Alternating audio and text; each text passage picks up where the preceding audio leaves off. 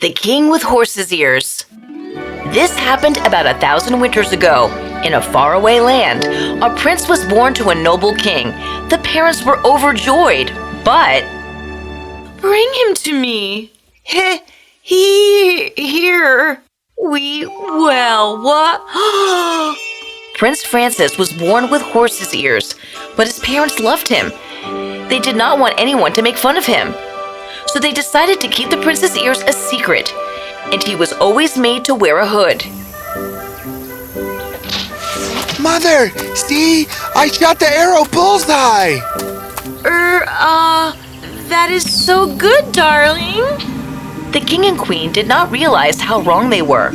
The more they tried to protect the child, the more ashamed he became of his own self. And he grew up to become a noble king, but he always wore his hood. The only time his secret came in jeopardy was when he had to have a haircut. Your Highness, shall we begin? I am not an animal barber. Just finish it. I am sorry, sir. And each time a barber cut his hair, King Francis felt so ashamed and scared of what people would think of him if they knew that he had horse's ears. He imprisoned the barbers so that they could not go back and share his secret. This was the one thing that he did wrong, and he hated it. But he was just too scared of people laughing at him. Soon the number of barbers in the kingdom reduced, and people became scared of coming to the palace to give the king a haircut. All barbers except one. Celeste, lunch is ready. Come. It has been 2 months. 2 months Since someone gave the king a haircut. Don't even think of it.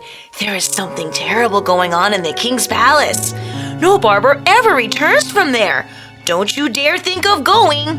Mother, the king is a noble man, I am sure. Whatever's going on is not evil, even if it is wrong. I cannot hold my curiosity any longer. This time, I must go.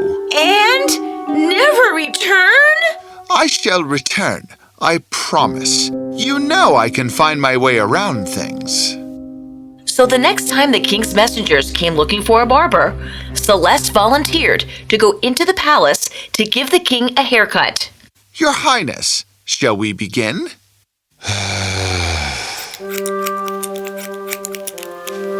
There, sir. Hope you like it, Your Highness. You did not find anything weird about my head, barber? Your Highness, I only know that I have come to serve my noble king.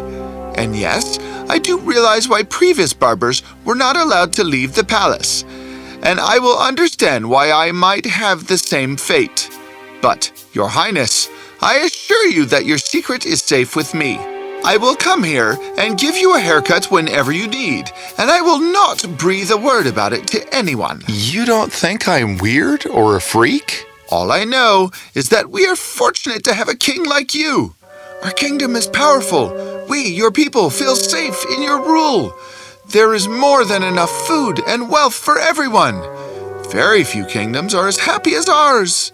And Your Highness, that is the only thing that matters, doesn't it? The king felt soothed with Celeste's kind words, and thus he allowed Celeste to go. But a king having horse's ears was too huge a secret, too weird a fact, and try as he might, Celeste could not get it out of his head. He had to tell someone, but he also had to keep his promise. So he thought of a way. I know!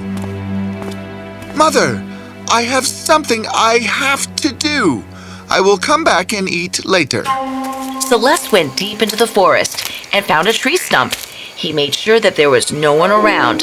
Then he went and put his head straight into the tree stump and shouted, "The king has horse's ears. King Francis has horse's ears." Ah, that was such a relief. Celeste no longer needed to tell the secret to anyone.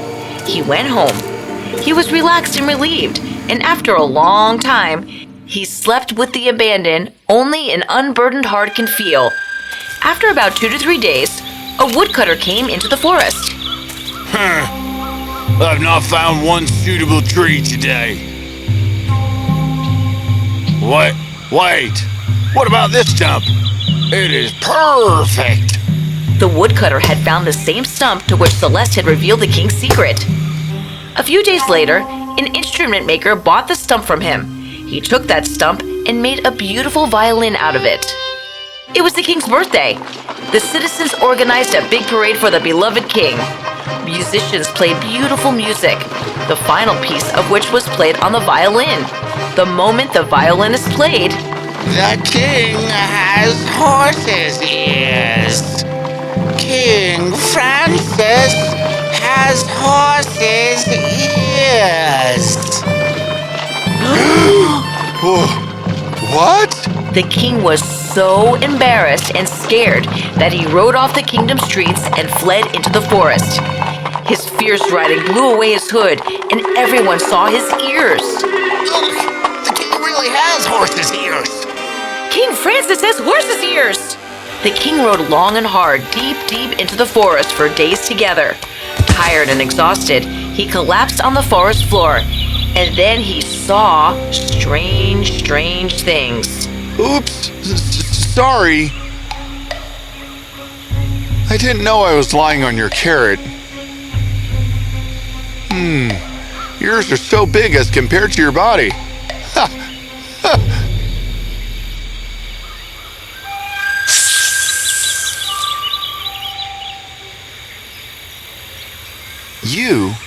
You look so different from the rest of the animals. You don't have legs, but no animal can climb the tree as efficiently as you. Do you know you have such a long nose? One that you use so beautifully. That nose is not your embarrassment. It is your strength. They don't look so bad, do they? War drums. Is the enemy attacking? King Francis was right. The news that he had fled into the forest had reached the neighboring kingdom, and seeing the opportunity, the king of that kingdom had decided to attack. King Francis's ears had heard a distant sound and had alerted him. He went back to his kingdom, gathered his army, and defeated the enemy. Hail King Francis! Hail King Francis! The bravest, the fiercest warrior of all! Hail King Francis! Hail King Francis! The bravest, the fiercest warrior of all! No, I am not the bravest. All my life I have been scared of being laughed at because of my weird ears. Cute, aren't they? I bet none of you have ears like these. But you know what? I realize that creatures of nature do not lament their flaws. They do not feel embarrassed of how they look. Instead, they regard everything that nature has given them as a blessing and use it wisely.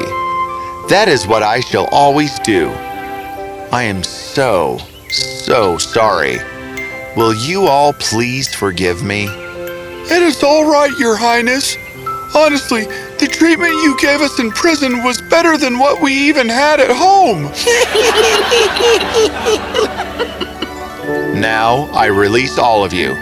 I was so wrong to be ashamed of my ears, but these ears saved our kingdom. From now on, no more hiding, no more embarrassment.